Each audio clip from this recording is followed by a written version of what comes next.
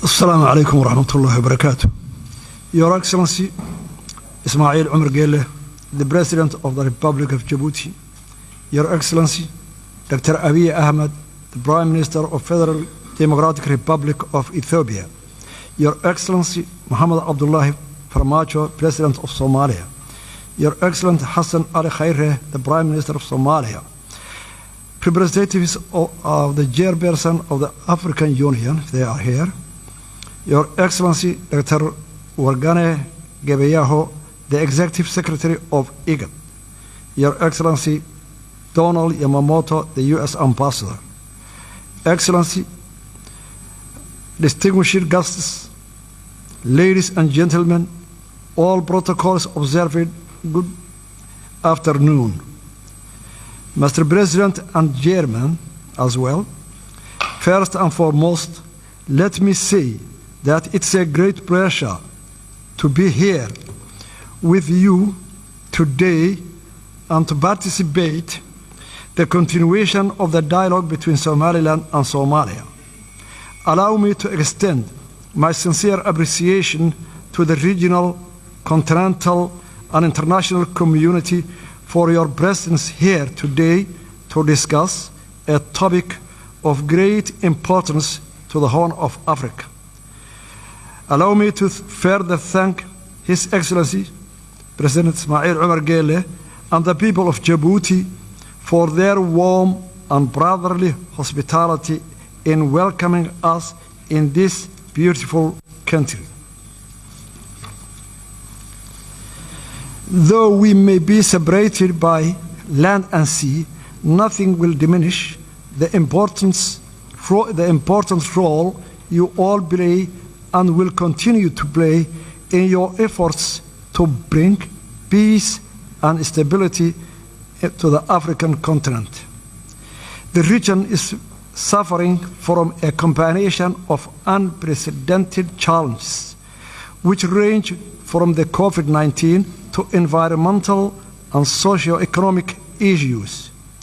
Regional cooperation and hegemony is urgently required to steward the vulnerable to more prosperous and stable future. Restarting of these mediation talks with international support is an important factor in securing a more sustainable future in the fulfillment of onerous and worthy duty of building a safe, secure, and stable relationship for the people, for Somaliland and Somalia. Excellencies, allow me to stress the current phase that we are entering is a crucial in shaping the future of the future bilateral relationship between our two neighboring countries, regional stability, and sustainable and prosperous future for the Horn of Africa. However daunting or important such a task is, I remain confident and optimistic that through our and your attention, commitment, hard work, and dedication, we will be able to contribute to the peace and security landscape across the continent of Africa. Excellencies, allow me to present a brief historical background on how we got to where we are today. Republic of Somaliland received its independence from the United Kingdom 26 June 1960. Notification of that independence was duly registered with the United Nations, and 35 countries recognized Somaliland. Somaliland voluntarily united with Somalia 1st July 1960 to form the Somali Republic. The union was not legally binding, as the Act of Union was never formally signed. Therefore, the unification effort fell short of the requirements mandated by domestic and international law. From the beginning, the union malfunctioned as Somaliland people were hugely oppressed. The people of Somaliland expressed their displeasure with the Union by overwhelming voting against the new constitution in the referendum held in 1961 and followed full-scale struggle against the Somali Republic. The result in the collapse of Somali Republic in 1991 and the restoration of the independence of the Republic of Somaliland 18 May 1991. Since restoring our independence, Somaliland, with its scarce resources and with limited international support, has embarked on a steady, incremental, and progressive agenda of conflict resolution, peace building, and state building, and established good governance and functioning government institutions. We conducted a constitutional referendum in which 97% of Somalilanders voted to support the constitution and the independence. Somaliland, during that period, has made rounds of multi-party free and fair elections, including 3 rounds of presidential elections, 2 rounds of local council elections, and a parliamentary election. Republic of Somaliland has created a conducive environment that enabled a thriving private sector and an inflow of international investment. Somaliland has played an important role in the peace and security of the region and has been a reliable partner in the fight against terrorism, piracy, human trafficking, money laundering, and other forms of organized crimes.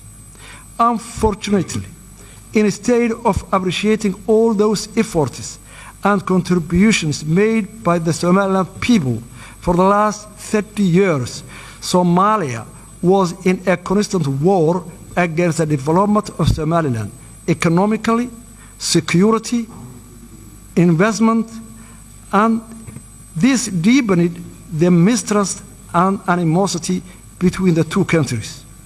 Ever since Somaliland entered hastily into a voluntary union with Somalia, the Somaliland people has been at the receiving end of injustice, discrimination, and state-sponsored genocide at the hands of the Somali government.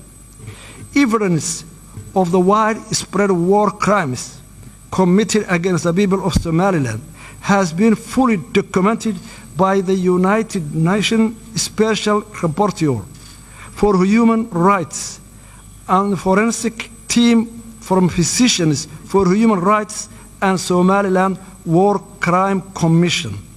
The acts of genocide perpetrated by the Siad Barre regime and are memorialized in more than 200 mass graves in our country.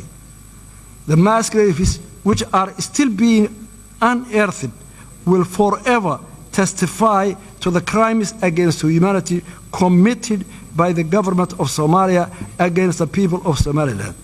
Therefore, in approaching this present situation in Somaliland and Somalia, it's necessary to have a proper regard to the past and learn lessons from it. The legacy of the oppression against the people of Somaliland cannot be easily swept away. Rather, they must be acknowledged and taken into account when considering Somaliland people's rights to self-determination and independence. The case for Somaliland independence is not unique. This fact is also acknowledged by the African Union mission to Somaliland in 2005. That concluded the situation was sufficiently unique and self-justified in African political history, that the case should not be linked to the notion of Pandora's box. It recommended that the African Union should find a special method of dealing with this outstanding case at the earliest possible date. Furthermore, the 2005 African Union Fact Mission to Somaliland reported that the plethora of problems confronting Somaliland are in part the legacy of political union with Somalia that malfunctioned and brought the destruction and ruin, thereby overburdening the population of Somaliland. Somaliland's claim to independence depends on part its circumstances, including the brief but legal period of independence in 1960. It claims to recognize international borders relating to that period, as can be summarized from the Somaliland's case, unique and demands unique solution. It does not create precedent for other unresolved conflicts in Africa or elsewhere. Somaliland's legal case for independence is the conformity with the international law. Somaliland satisfies the statehood criteria as set out in Montevideo Convention of 1933. Somaliland fulfills the conditions set out in Article 4P of the Constitutive Act of the African Union, which enshrines respect of borders existing on the achievement of independence, since Somaliland borders correspond to those received upon independence from the Great Britain. Somaliland is fully aware that the African context, the exercise of the right to self-determination is linked to the principle of respect for respecting boundaries.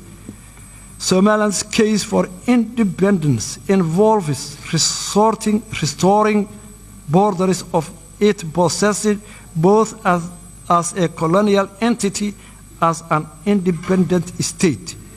Between 1991 and 2000, the Organization of African Union considered to the break-up of two other unions.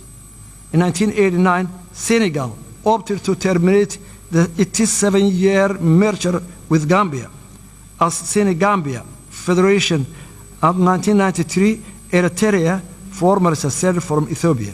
Furthermore, in supporting the Comprehensive Peace Agreement signed in 2005 and subsequently independence of South Sudan and its admission to the African Union, the African Union has accepted the break-up of Southern Sudan.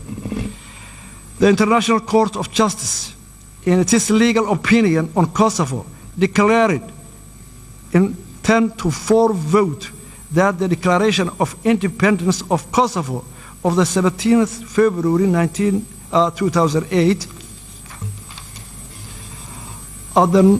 did not violate general international law because the international law provides no prohibition on declaration of independence. Furthermore, the Arbitration Commission of Peace Conference to Yugoslavia produced a series of opinions on the validity of new states' claim to independence and conditions for recognition.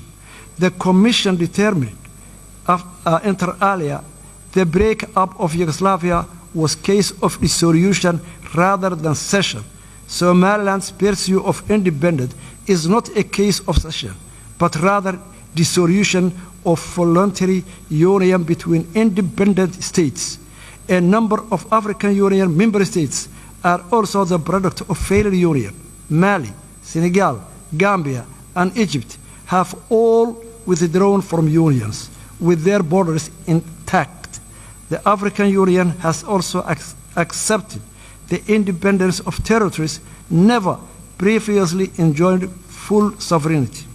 Following the failure of the unity government, Republic of Somaliland exercised its inherent right to self-determination, which are consistent with the preamble of the United Nations 1948 Universal Declaration of Human Rights. Somaliland has long argued that Somali Republic was two united countries. The failure of the unity government provided adequate ground to the restoration of our independence. We believe in that the key to sustainable and peaceful future lies in the honest and sincere dialogue between Somaliland and Somalia under the auspices of neutral and impartial international mediation mechanism and a guarantor. Somaliland remains committed to peaceful coexistence with Somalia. However, Somaliland insists in that the dialogue should be a two-state process with a substantive agenda that addresses the core issues of the dispute.